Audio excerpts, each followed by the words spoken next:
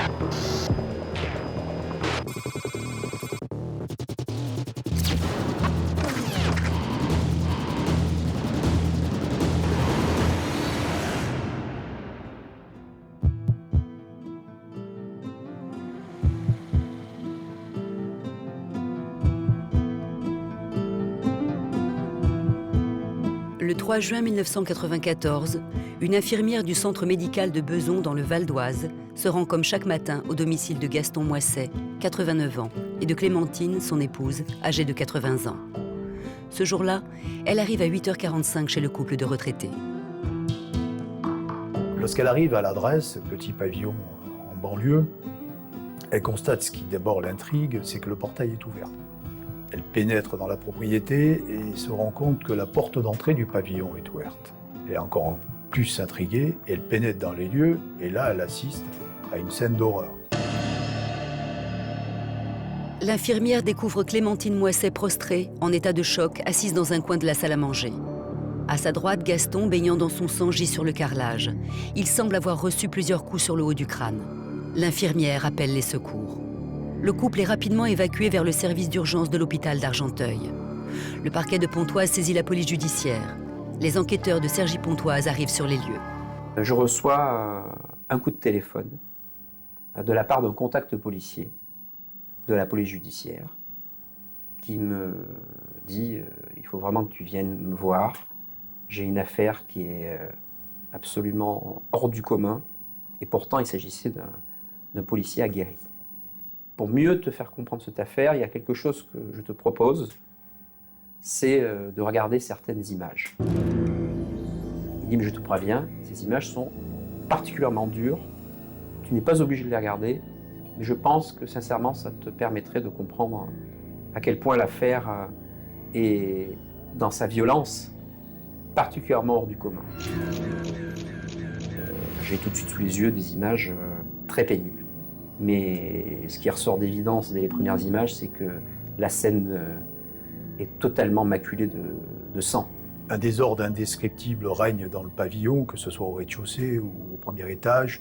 Les meubles ont été vidés de leur contenu, les affaires jonchent le sol, des portes ont été arrachées. Les enquêteurs investissent les lieux, accompagnés d'un technicien de l'identité judiciaire. Lorsqu'on arrive sur une scène où il y a un véritable capharnaüm et que personne n'est là pour nous expliquer puisque les victimes ont été transportées à l'hôpital, il va falloir imaginer ce qui a pu se passer. Et après la prise de photographie, pour fixer les lieux comme on les trouve quand on arrive, il va falloir qu'on procède avec le service enquêteur, bien sûr, aux constatations et au relevé que nous aurons à faire d'un point de vue des traces papillaires ou des prélèvements biologiques. Les investigations commencent dans la chambre. 3 fragments de marbre sont retrouvés sur le lit. La pointe d'un des morceaux est recouverte de sang. Le technicien de la police technique et scientifique saisit sur le lit des tessons de bouteilles. Les enquêteurs remarquent la présence de 2 ceintures et d'un ruban long de près d'1 mètre. Des bris de verre sont découverts à côté du téléviseur. Dans la salle à manger, qui est la pièce où Gaston Moisset a été retrouvé, d'autres morceaux de marbre sont placés sous scellés.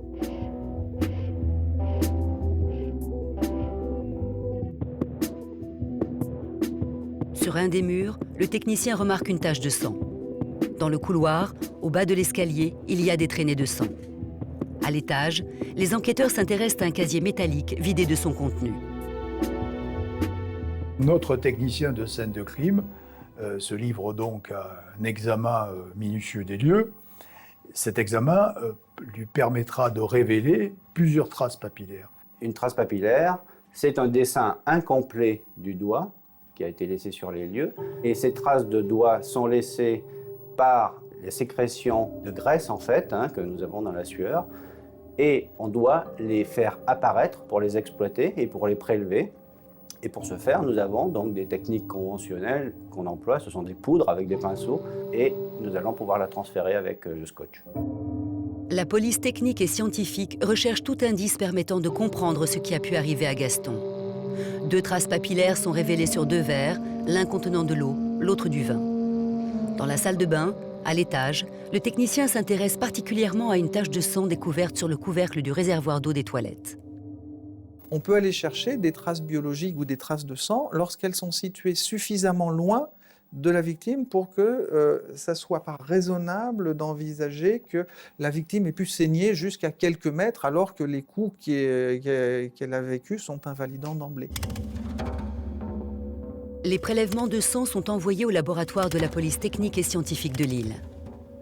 Le technicien quitte le pavillon en ayant réussi à révéler 6 traces papillaires. Les enquêteurs continuent de fouiller la maison. Au premier étage, on découvrira un sac qui contenait plus de 32 500 francs. Au rez-de-chaussée, il y aura également aussi 2 portefeuilles qui contenaient aussi des sommes en espèces importantes, des billets de 500 francs, je crois. Cet argent retrouvé dans les différentes pièces du pavillon n'était pas très bien caché. Pour les policiers, c'est une énigme. Comment se fait-il que l'argent n'ait pas été dérobé par là ou les personnes ayant mis à sac le pavillon? Il y avait également au premier étage un pistolet 6,35 que M. Moisset détenait de façon tout à fait légale. Les enquêteurs ne sont pas au bout de leur surprise. Ils constatent également qu'il n'y a aucune trace d'effraction. Ils ont désormais une certitude. Les Moisset ont ouvert la porte à leur agresseur. Quand on n'a pas d'effraction, on pense toujours, première hypothèse qui vient à l'esprit d'un enquêteur, c'est un familier, c'est quelqu'un que la victime connaissait. Donc cette hypothèse, c'est la première hypothèse qui a été retenue par les enquêteurs. Donc la police nous a demandé le lendemain, mon épouse, moi-même, d'aller faire une déposition. Et là, l'interrogatoire, comme si on était un petit peu complice et responsable du drame, on a subi un interrogatoire d'environ 6 heures quand même. On était convoqués chacun dans un bureau et ensuite on changeait d'inspecteur, etc. Je veux dire que c'était assez costaud quand même. On se retrouve au banc des accusés. Et puis, qu'est-ce qu'on ressent à ce moment-là? En se disant, mais c'est pas possible. Pourquoi on reste si longtemps? On a vu des affaires où on avait exclu immédiatement la famille et ensuite on a été obligé de revenir dans cette direction pour évacuer. C'est pas facile à faire. C'est pas facile. Mais au moins on évacue. On n'y reviendra plus après avec des polémiques. Et vous voyez ce qu'il faut faire. Les policiers entendent également le fils de Marc et Chantal, Richard, le petit-fils de Gaston. Effectivement, les premiers soupçons sont portés sur la famille et sur Richard. Oui. Richard est garde républicain. Il a 29 ans. Le jour du drame, il a déjeuné avec ses grands-parents. Il dit les avoir quittés vers 15 heures. Interrogé, il est placé en garde à vue car les enquêteurs relèvent quelques incohérences dans ses propos. Richard est soupçonné d'avoir quitté ses grands-parents bien plus tard.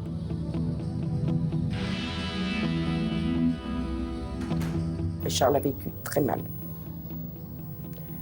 Il l'a vécu très mal, il était révolté. Et moi je pense que Richard, comment dire, il s'est renfermé un peu sur lui-même. Alors que Richard est retenu dans les locaux de la police judiciaire, le pronostic vital pour son grand-père, toujours dans le coma, est réservé. La famille est déstabilisée. On va arriver à un moment à se soupçonner les uns les autres. en fait. À finir par se poser des questions. Après 13 heures de garde à vue, Richard est finalement relâché. Cette mise à sac du pavillon, le pistolet 6,35, les billets, le sac avec 32 500 francs, c'est pas une petite somme. C'est pour ça que les premiers enquêteurs ont pensé que ça ne pouvait être qu'un familier, un différend familial. Donc la piste familiale a été creusée. Ensuite, quand on a les résultats, donc des empreintes, etc., il n'y a aucune empreinte de nous sur les objets du délit, je dirais. Il n'y a rien. Donc ça ne peut pas être quelqu'un de notre famille. Point barre. Maintenant, qui ? La famille est totalement disculpée. L'enquête repart de zéro. Au service de réanimation de l'hôpital d'Argenteuil, les enfants Moisset se rendent au chevet du grand-père. On part, on va à l'hôpital. Et là, on arrive. Donc aux urgences, on nous dit que le papa de Marc est en réanimation. Il faut qu'on monte en réa. Et là, on voit l'étendue des dégâts. Des noirs de la tête jusqu'au bas du torse. Comme on dit vulgairement, une tête au carré. Dans l'état où il se trouvait, allongé, sans pouvoir bouger ni rien, je me suis douté que c'était grave et voilà, qu'il avait été agressé sauvagement. Dans le cas de M. Moisset, le coma était extrêmement profond et donc on était proche de ce qu'on appelle une mort cérébrale. Donc il fallait d'abord qu'il récupère une circulation cérébrale. Or, certainement, ça n'a pas été le cas. Et à partir de là, on peut penser que les 3-4 jours qui ont succédé en réanimation ont provoqué ce qu'on appelle un cerveau machine, c'est-à-dire un cerveau qui n'a pas eu de vie propre pendant quelques jours, et donc qui perd ses structures habituelles. Gaston Moisset est dans le coma. Clémentine, sa femme, dans un autre service de l'hôpital d'Argenteuil, reste muette. Devant cet acte criminel sans mobile apparent, et après avoir fouillé en vain les relations familiales, les enquêteurs vont s'intéresser de près à la personnalité de la victime. Un homme bon, comme on en trouve rarement. Mon père a toujours été près des gens, il s'occupait du syndicat. Pendant la guerre, il a quand même eu des actes de bravoure, il était FFI. Ce qui n'est pas rien. Il a été résistant, il a fait pas mal de choses dans sa vie. Et en fait, moi, j'adorais l'entendre parler de la guerre, de la manière dont c'était passé, enfin, de ce qu'il avait fait. Pour moi, c'était un livre d'histoire vivant. Cet homme de devoir assume seul les charges de la vie quotidienne. Depuis 4 ans, Gaston met un point d'honneur à s'occuper seul de sa femme, de moins en moins autonome. 4 jours après l'agression, l'état de santé du vieillard se dégrade. Il décède le 7 juin. Son corps est transporté à l'hôpital de Garches pour être autopsié. L'examen externe révèle de petites plaies au visage pouvant tout à fait correspondre à des blessures faites par des morceaux de verre. Le médecin légiste constate aussi des marques très nettes de strangulation. Ce qu'on a constaté au niveau de l'examen du cou de M. Moisset, c'est d'abord des marques échymotiques au niveau de la peau du cou et des traces assez linéaires qui apportent la preuve qu'on s'est servi d'un lien. Et puis, on a trouvé aussi en profondeur des traumatismes, notamment au niveau du pharynx. Le rapport d'autopsie conclut que le décès de M. Moisset résulte d'un coma profond dû à une fracture du crâne. On a retrouvé au niveau du crâne de M. Moisset, notamment de la région frontale, une trace en bande échymotique correspondant à un coup porté avec un angle d'un objet contendant, évidemment pouvant correspondre à la plaque de marbre qui en plus avait une tache de sang à l'endroit du contact avec la région traumatisée. Au même moment, les experts transmettent leurs informations aux enquêteurs. Les traces papillaires retrouvées sur le verre de vin sont celles de Gaston Moisset. En revanche, les traces papillaires retrouvées sur le verre d'eau ainsi que celles retrouvées sur le casier métallique sont celles d'un inconnu. Pour les policiers, c'est une très bonne nouvelle. En 1994, le fichier automatisé des empreintes digitales existe. Il est alimenté depuis 2 ans environ, depuis 1992, avec les collections qui existent des gens qui sont signalisés partout en France et qui sont conservés dans les fichiers. Mais en 1994, la base est assez faible en fait. Il y a peut-être moins d'1 million d'individus qui sont déjà rentrés dans ce fichier. Après vérification, l'empreinte correspondante à la trace papillaire relevée sur la scène de crime n'est pas dans le fichier. Déception pour les enquêteurs, qui reportent alors leur espoir sur les analyses de la tache de sang prélevée sur le couvercle du réservoir des toilettes. En l'occurrence, en 1994, le fichier national des empreintes génétiques n'existait pas. Les seuls outils qui étaient à la disposition des enquêteurs étaient donc la comparaison de la trace biologique avec le profil génétique de M. Moisset, qui démontrait que ces empreintes génétiques étant différentes l'une de l'autre, la trace de sang ne pouvait pas provenir de M. Moisset. En revanche, on disposait d'une information complémentaire qui était celle qu'il s'agissait d'un génotype de type masculin. À ce stade de l'enquête, les policiers savent que Gaston Moisset a été agressé sauvagement par un individu de sexe masculin, sans doute inconnu des services de police, car son empreinte digitale n'est pas répertoriée au fichier national. Ils se tournent alors vers le seul témoin des faits, Clémentine, toujours hospitalisée. La pauvre Clémentine, elle était dans une chambre à l'hôpital complètement désorientée. Parce que bon, moi je pense qu'elle a assisté à l'agression sans rien pouvoir faire. La seule chose, c'est quand on est arrivé dans sa chambre le soir, elle s'est mise à hurler. Ce qui nous a fait penser à un moment qu'elle pourrait peut-être reconnaître quelqu'un. La famille propose alors aux enquêteurs d'essayer de faire parler Clémentine. Richard est allé à l'hôpital plusieurs fois, donc il mettait une casquette à l'endroit, une casquette à l'envers, un blouson, etc. Et c'est rien passé. Mais très vite, on va s'apercevoir que Mme Moisset est dans l'incapacité de témoigner de quoi que ce soit, car elle souffre d'une pathologie telle qu'elle n'est plus dans la réalité, qu'elle ne comprend plus les événements qui se passent. C'est un témoin, certes, mais un témoin qui ne peut pas être utile dans l'enquête pénale. Et malheureusement, les enquêteurs devront trouver ailleurs pour connaître l'auteur présumé. Les jours, les semaines, les années passent. Les nombreuses auditions de l'entourage n'ont pas permis d'impliquer la famille, définitivement disculpée par les résultats du laboratoire. Pourtant, aucune effraction du pavillon n'ayant été commise, les enquêteurs savent que M. Moisset a ouvert à son agresseur. De plus, une somme importante d'argent ainsi qu'un revolver ayant été retrouvé, le mobile crapuleux n'est pas évident. Seule certitude, un inconnu est entré dans le pavillon. Il a laissé ses empreintes papillaires sur un casier métallique et sur un verre. L'analyse ADN de la tache de sang retrouvée sur le réservoir d'eau des toilettes précise que cet inconnu est de sexe masculin. Mais ces empreintes ne sont pas répertoriées dans les fichiers nationaux. L'enquête s'enlise et le 2 septembre 1997, plus de 3 ans après les faits, une ordonnance de non-lieu est rendue par le juge d'instruction. L'information ne permettant pas d'identifier le ou les auteurs de l'homicide, le juge ordonne le classement de la procédure pour y être reprise en cas de survenance de charges nouvelles. Ce qu'on éprouve à ce moment-là, c'est une désillusion. Se dire que finalement, c'est pas possible qu'on n'ait pas retrouvé quelqu'un. C'est pas possible. On est franchement désabusé et puis on se dit, bon voilà, on met ça dans un coin de notre tête parce qu'on a d'autres soucis, parce que ma belle-mère est décédée 6 mois avant. Voilà, et puis on n'a rien su.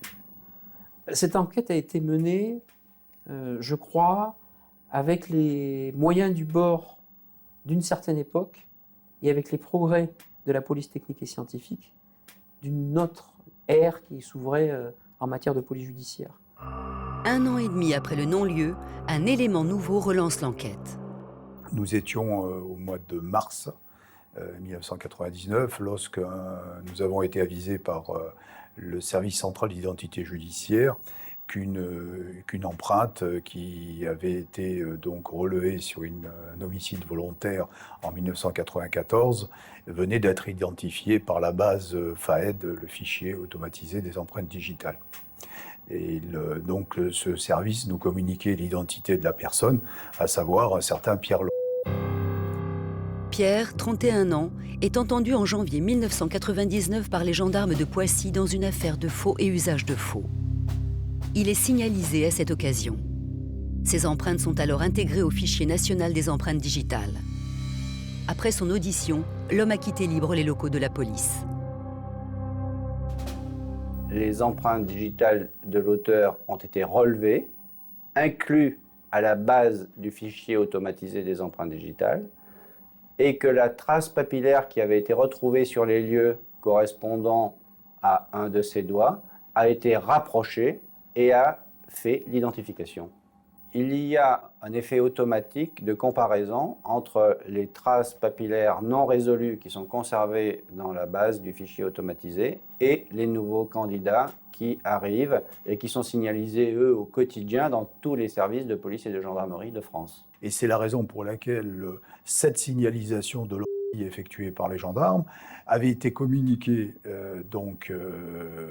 au service central d'identité judiciaire, intégrée au fichier automatisé des empreintes digitales, et quelques temps après, comme on dit dans notre jargon, ça avait matché.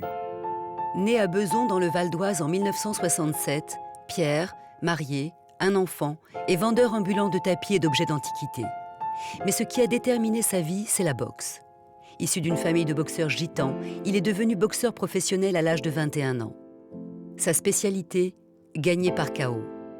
Il a l'habitude de faire la une des journaux sportifs.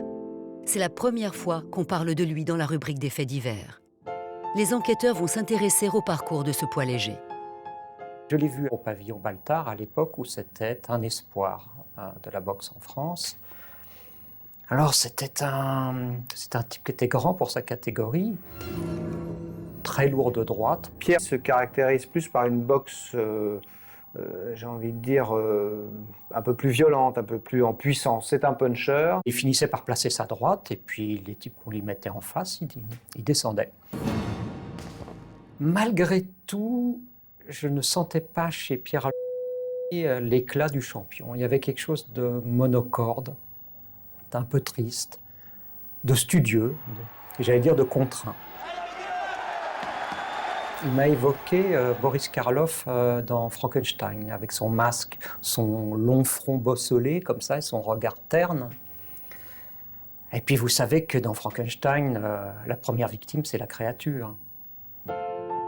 Derrière la créature, il y avait Daniel le père, qui n'imaginait pas ses fils autrement que champions de boxe, et qui les a élevés un peu comme on élève des chiens de combat. Il est évident que nous sommes tous plus ou moins le produit de nos éducations et de nos parcours personnels. Donc si on a été éduqué dans la violence, dans ce genre de choses, ça peut marquer l'individu. C'est quelqu'un qui sait se battre, qui est très fort physiquement et qui est très efficace. Les policiers sont convaincus que pour cerner leur suspect, il est nécessaire de connaître sa carrière sportive. Après une vingtaine de victoires, Pierre essuie un échec lors des championnats de France en 1990. Il s'incline en 10 rounds. Perdre au point. Bon, perdre au point, c'est pas la fin du monde en boxe. Ce qui est la fin du monde, c'est le chaos, parce que le chaos, ça symbolise la mort. Et il y a avant et après. Défaite, humiliation. Le boxeur se relance avec rage sur les rings. C'est pour ça que quand se présente la possibilité, l'opportunité de faire un championnat d'Europe, parce que le titre est vacant, part en favori. On lui oppose un jeune Danois, Jimmy Bredal. Le combat s'engage, Pierre place sa droite, mais Jimmy Bredal est toujours debout. L'issue du match demeure incertaine. Et il tombe sur un vrai os, c'est un type qui est plus fort que lui, qui est plus jeune mais qui est plus fort que lui. Il fait pas un mauvais combat ce jour-là. Un combat extrêmement courageux, il ne recule pas, il se rebelle, il fait ce qu'il peut, il place sa droite sur la fin de sa terrible droite, là, mais l'autre ne tombe pas, l'autre est un champion. L'autre le maîtrise, l'autre recule quand il faut, et repart quand il faut. Et puis il remporte le titre. L'arbitre arrête le combat. Pierre perd par chaos technique. Pour les enquêteurs, cette défaite marque une rupture dans la carrière du boxeur, une rupture dans sa vie. C'est vraiment un pas en arrière et là, le boxeur doit être très fort mentalement pour accepter les sacrifices que suppose de reprendre le chemin de l'entraînement. C'est un moment difficile, forcément, c'est un moment qui fait gamberger et quelques boxeurs ont parfois abandonné ou ont été abandonnés par leur entourage parce qu'il ne faut pas oublier que l'entourage des boxeurs est très, très influent dans leur carrière. Donc certains ont préféré abandonner ou laisser filer comme ça leur carrière après une grosse défaite. Le boxeur disparaît des rings pendant près de 2 ans. Puis en mars 1994, soit 3 mois avant l'agression de Gaston, il devient champion de France des poids légers. Il n'est plus pour autant dans le circuit international. Et là, tout bascule. Tout bascule parce que la carrière internationale qui lui était promise s'éteint. Il faudrait tout refaire. Puis peut-être qu'il n'a pas la moelle, Pierre, pour tout refaire. Derrière un peu une certaine flambe en boîte de nuit, etc. Il y avait peut-être derrière finalement une carrière qui s'était terminée et le désarroi qu'on peut ressentir lorsque les lumières de la célébrité s'éteignent autour de soi. Il disparaît. Moi, je me souviens des petites notules dans l'équipe. On disait, sa famille disait, il est injoignable, il a repris la route, la caravane, on ne sait pas où il est. C'était effectivement une interrogation dans les milieux de la boxe. Parce que bon, il avait quand même un titre à défendre. Tout. Bon.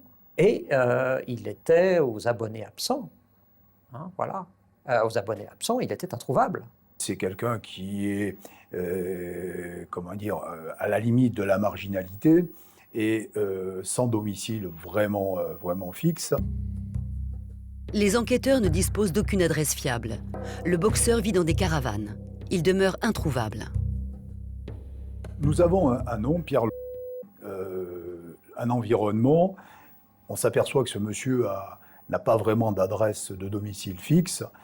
C'est vrai que sur le moment, on a pensé que ça allait être relativement facile, étant donné qu'il était connu dans les milieux de la boxe, que son frère était toujours boxeur professionnel et qui disputait des combats au niveau du championnat du monde. On a pensé que ça allait être relativement facile de loger, c'est notre terme, Pierre. Au contraire, ça a été extrêmement difficile. Pourtant, le 10 avril 1999, une occasion se présente d'arrêter l'ex-boxeur. Les enquêteurs sont persuadés qu'il assistera à Bercy au championnat du monde disputé par son frère. Donc ils vont assister à ce combat, il y a des policiers dans la salle, il y a des policiers dehors, mais une fois dans la salle, les policiers comprennent que c'est vraiment pas l'endroit idéal. Autour du ring, évidemment, il y a la famille, la communauté des gitans est là, donc ça serait forcément une arrestation qui ne pourrait pas bien se passer. Donc la police regarde le combat, surveille Pierre d'un œil, décide de remettre à plus tard cette arrestation. Cette occasion ratée ne va pas se reproduire de sitôt. Pourtant, un informateur anonyme livre aux enquêteurs le numéro d'un des téléphones portables du suspect. Mis sur écoute, le 1er septembre, les policiers surprennent une conversation en fin de matinée qui va leur permettre de reprendre la main. Nous avons donc une communication avec une femme qui était déjà apparue sur les surveillances téléphoniques, et il est question d'un rendez-vous dans l'après-midi. On est le 1er septembre, il est 14h, le rendez-vous doit avoir lieu vers 15h sur place dans le 9e. Donc je rassemble tous les effectifs présents et nous nous rendons très très très rapidement sur place. On installe un dispositif de surveillance. J'ai moi-même juste le temps de stationner mon véhicule à l'angle d'une rue, et lorsqu'on nous annonce que 2 individus sortent de l'immeuble, et un de mes collègues le reconnaît.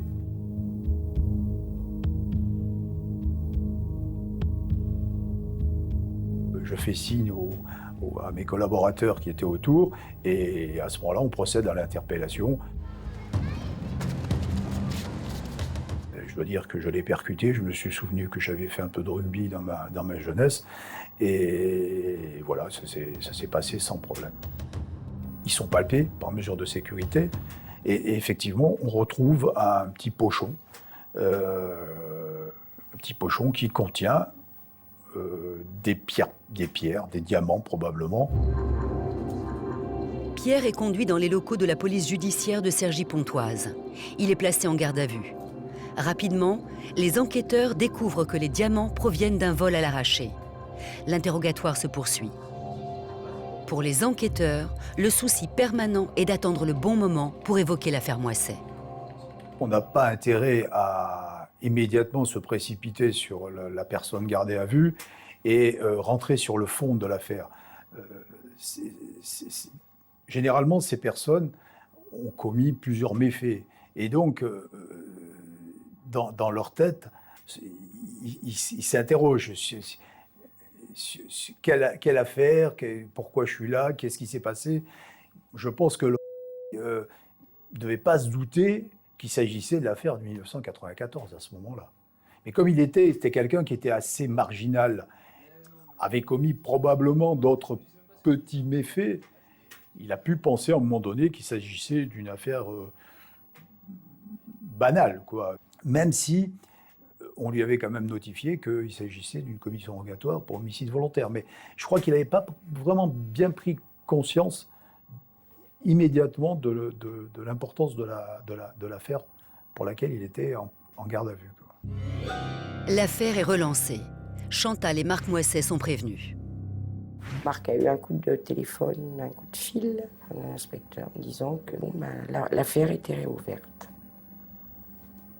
Il dit ah bon. Et on apprend peu de temps après, donc par les journaux, qu'effectivement, le a été arrêté.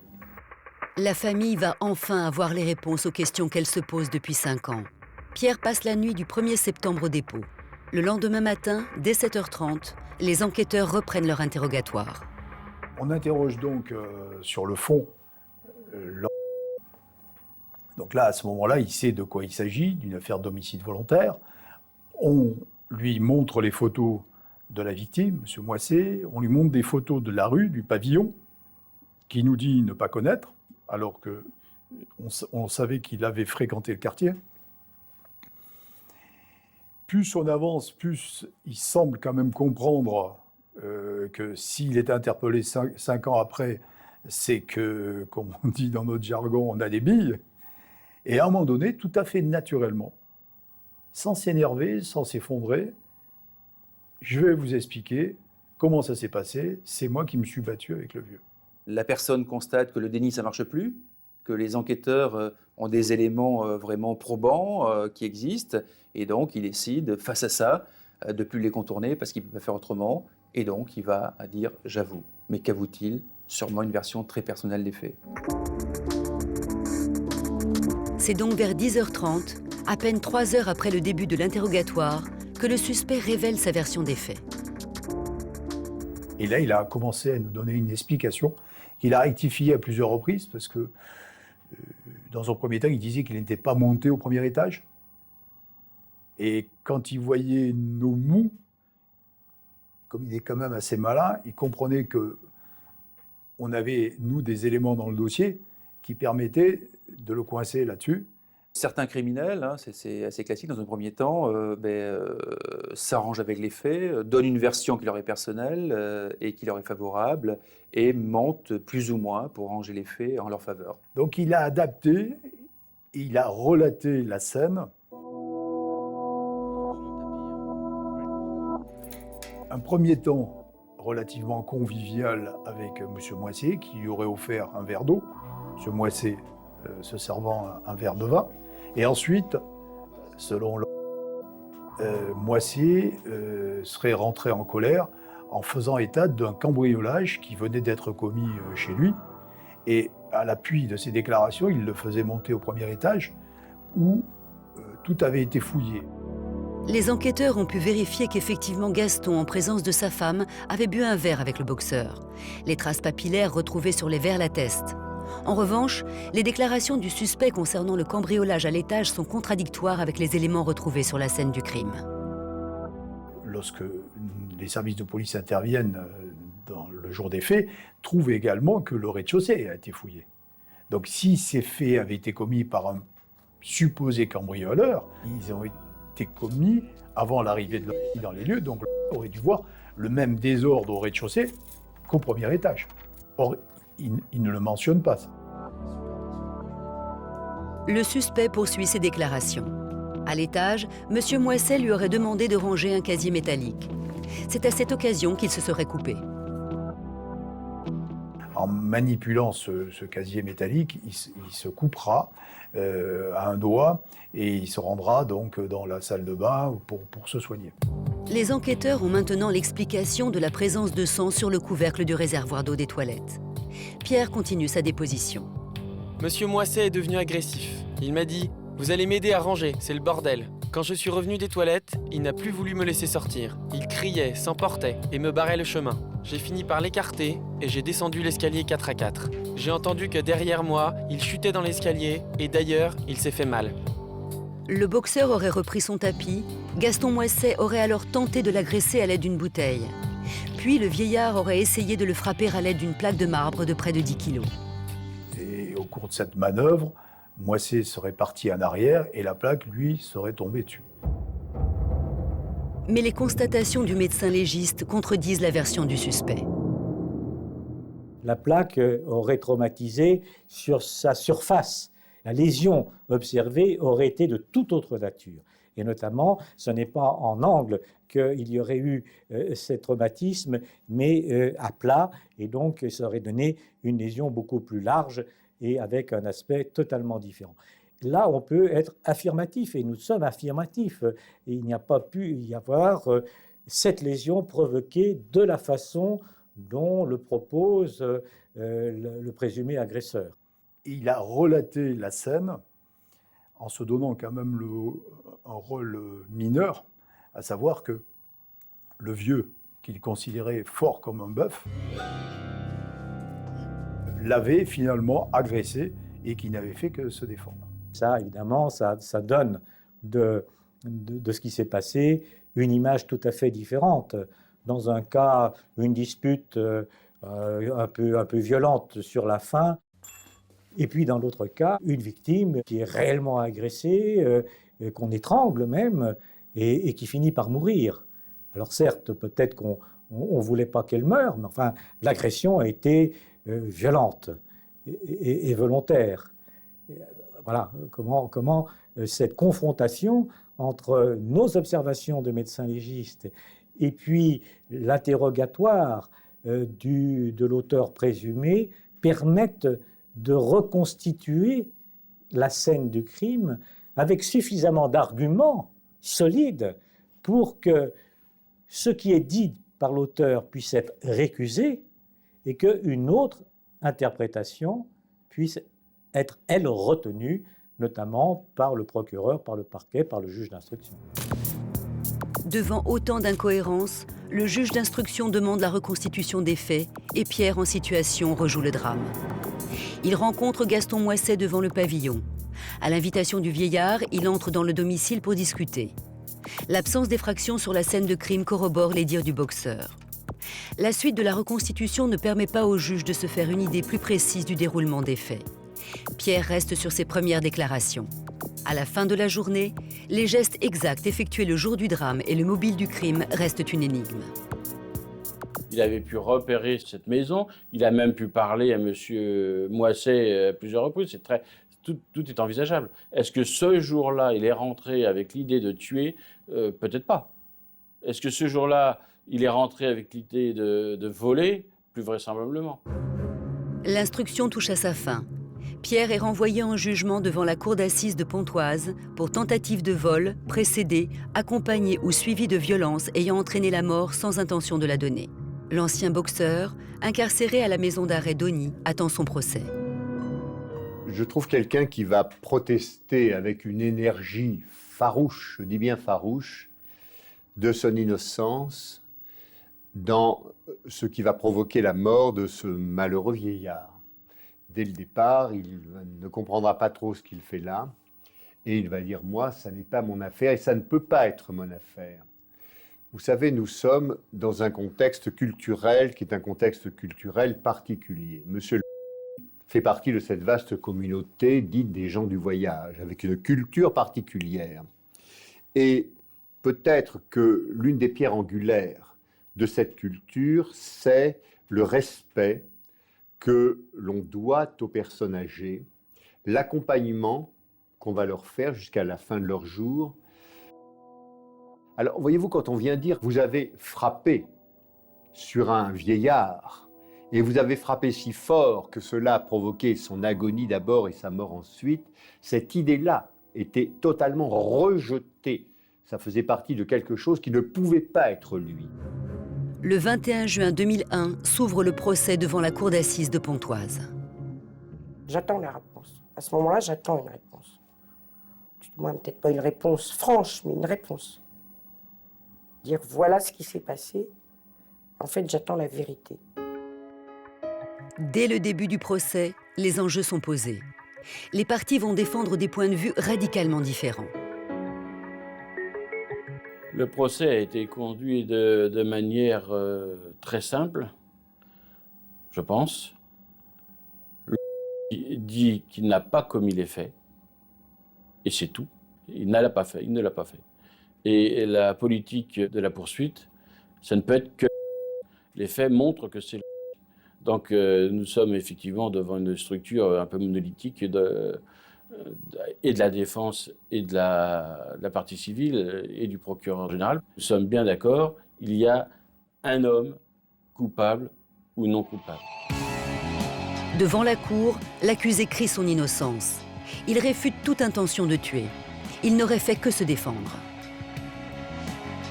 Tout au long du procès, il a été égal à lui-même, regardant ses chaussures, ne regardant jamais les gens en face. Quand l'accusé est arrivé, on n'a pas arrêté, je n'ai pas arrêté de le fixer. Ce qu'il réclamait, c'était, bien évidemment, comme toutes les familles de victimes, c'était justice. Mais ce qu'il voulait surtout, c'était regarder en face celui qui était le meurtrier présumé de son père. Mes clients, bien entendu, veulent la vérité. Ils veulent la vérité. Vous avez en face de vous quelqu'un qui refuse de reconnaître les faits, qui vient raconter qu'il n'est pas responsable du crime, qu'il n'a pas participé à ce crime. Les familles ne sont pas dans la vengeance, elles sont dans la compréhension. Elles veulent comprendre ce qui s'est passé, savoir ce qui s'est passé. Et c'est vrai que lorsque l'auteur présumé ne reconnaît pas les faits, il reste là une interrogation qui ne pourra jamais être comblée, jamais. Bon, c'est comme ça, on ne peut pas forcer quelqu'un à reconnaître les faits. Pressé par les questions de la présidente de la Cour, Pierre maintient ses positions. Les incohérences relevées lors de l'instruction demeurent. Dès l'instant où le procès a été entamé, une fois que la présidente posait des questions, on savait très bien qu'on n'aurait aucune réponse sur tout ce qui nous intéressait, nous, personnellement. On ne peut pas dire que on ne reconnaît pas avoir frappé la victime. Il reconnaît à demi-mot avoir porté des coups, mais dans un but de défense. Et c'est là que sa position est difficilement crédible. C'est un boxeur professionnel. Très simplement, il aurait pu écarter M. Moisset et s'en aller. Mon beau-père a eu beau se défendre. C'est vrai qu'il a cherché à se défendre. Mais qu'est-ce qu'on peut faire contre une personne de 28 ans alors qu'on en a 89 ? Rien. Vous savez ce qui s'est passé le 2 juin 1994, Dieu seul le sait. Dieu seul et peut-être monsieur d'ailleurs. Je ne vais pas vous dire le contraire. Et il n'est pas impossible que soit un sachant taisant. Parce que voyez-vous, une autre caractéristique forte de la culture des gens du voyage, des gitans en général, c'est qu'on ne parle pas. C'est alors que la défense avance une hypothèse permettant d'éclairer l'affaire sous un jour nouveau. Il n'est pas impossible que M. ait eu une information, qu'il ait su même peut-être qui était l'auteur de ce terrible crime. Mais ça, il n'en a jamais parlé. Il a préféré assumer seul jusqu'au bout une terrible accusation contre laquelle il était par certains côtés difficile de se défendre, puisque, vous l'avez noté, monsieur le juge Bergès, à l'époque, avait listé un certain nombre d'éléments qui n'étaient pas déterminants quant à l'auteur du meurtre, hein, qui étaient déterminants sur un point très précis, c'est que monsieur à un moment avait eu un contact avec la victime. Comment se fait-il que l'accusé n'ait jamais évoqué cela lors de l'instruction? Vous savez, il y avait et il a fermé hermétiquement, dès le départ, les portes d'un deuxième homme. Alors, qu'est-ce qu'on allait faire? Qu'est-ce qu'on allait faire? Mettre en garde à vue toute une population? Qu'est-ce qu'on allait faire? On n'avait pas de moyens. Il y avait peut-être une clé qu'il achetait dans la rivière.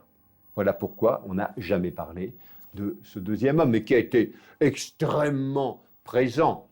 Il était hurlant de présence, cet homme-là, à la cour d'assises, je m'en souviens parfaitement. La famille de Gaston Moisset n'est pas convaincue par les arguments de la défense. Elle est désorientée par la tournure que prennent les débats. Qui était la seconde personne? On ne l'a jamais retrouvée. Il n'y avait pas non plus d'empreinte qui lui correspondait. Dans le cas de l'agression de M. Moisset, étant donné les constatations sur place avec une scène de violence lourde, on peut imaginer qu'il y ait eu deux agresseurs ou plusieurs agresseurs. Mais un seul peut suffire. Et quand on dit plusieurs, c'est qu'il faut qu'on ait des éléments pour cette accusation-là. Et des éléments, notamment, trouver les traces digitales ou bien l'ADN.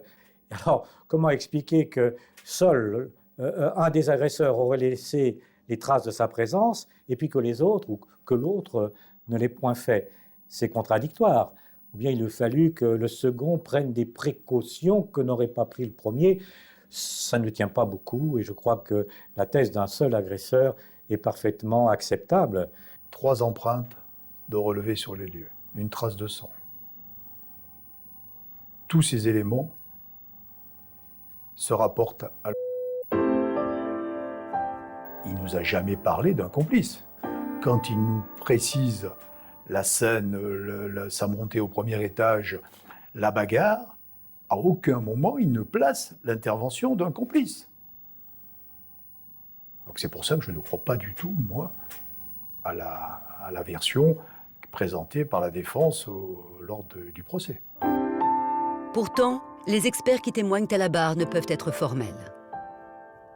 Lors de l'analyse d'une scène de crime, les prélèvements ne sont pas exhaustifs, c'est-à-dire que vous allez réaliser un certain nombre de prélèvements à différents endroits, sans pour autant réaliser des prélèvements dans la totalité de la pièce.